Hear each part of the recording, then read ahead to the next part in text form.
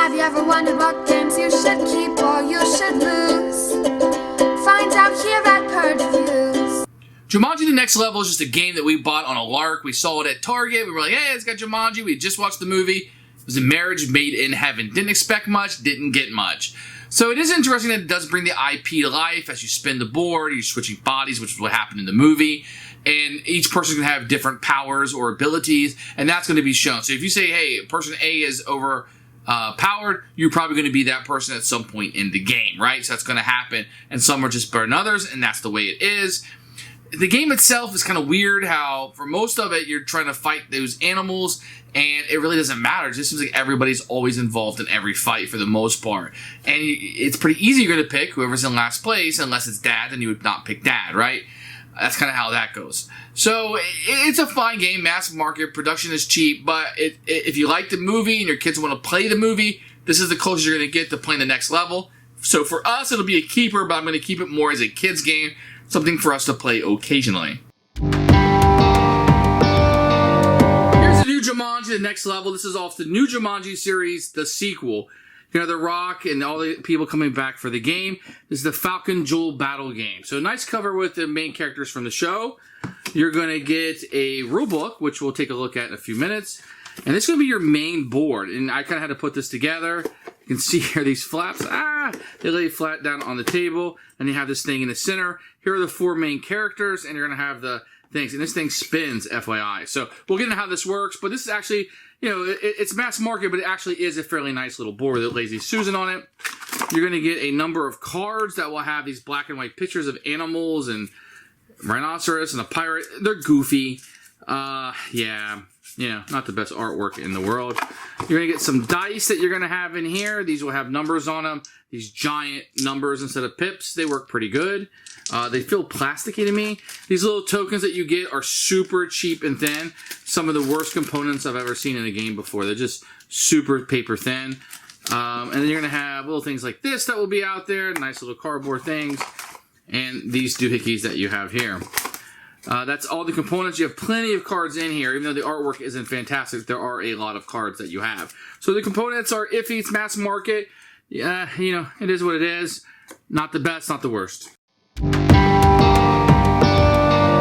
here's the rulebook for Jumanji. This is, I believe, Spanish.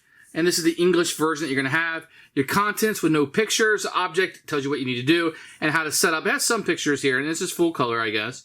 It tells you how to play the game. Really, this is all you need to know right here. The game is pretty simple. You could probably get through the rules in 5 minutes or less, and kids can definitely play on their own. Although I have to admit, this is probably more of a family game. So the first thing you have when you set up is you're going to have the board in the middle with the jewel in the center. You're going to shuffle the stack of cards and put 3 out. Everybody will get a tracker. Everybody's going to be the same. And just when you get these trackers, you put them on here. And you have to put them in numerical order. 1, 2, 3, 4, 5, 6. And if you get all 6, then you will win the game. Now, what these are going to correspond to is, depending on what side you're on, so if you're The Rock, 1, 2, 3, 4, 5, 6. So if you get a 1, you have a +2, 3 +2, blah, blah, blah. And this board's going to spin. I'll show you more about how it works. So your tracker will still be the same, but your powers may deviate based which character you're switching the body into. When you were watching the movie, they were jumping into different bodies continuously in this game. Each round, you're going to choose 1 of the 3 cards that are out. So like, for example, this one right here will give you a +1.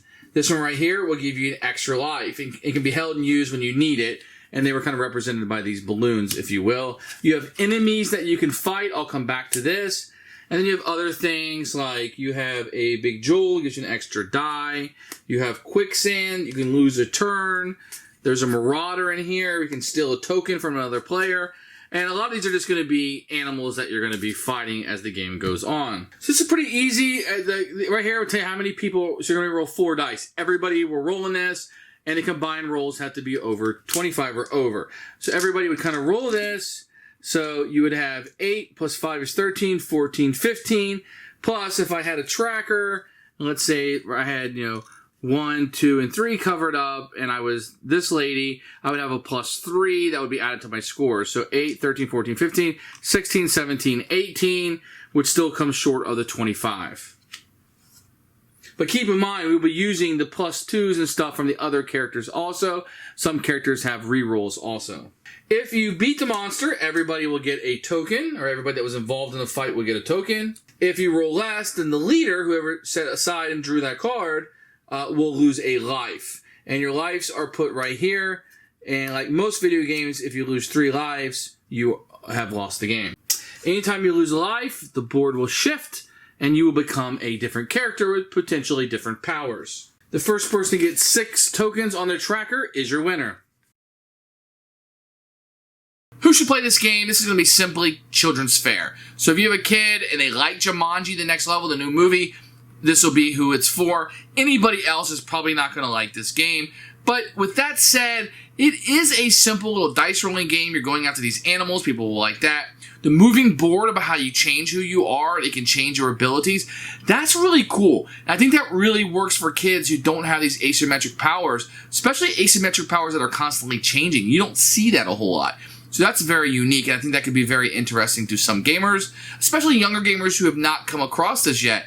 And to be honest, I'm kind of racking my brain to think about if there's any adult games with asymmetric powers that change throughout the game, where my power will become yours, and your power will become hers, and her power will become mine. I can't think of a lot of those. Most of the time, you're just stuck with this one power the entire game. So kudos to Jumanji The Next Level for doing that.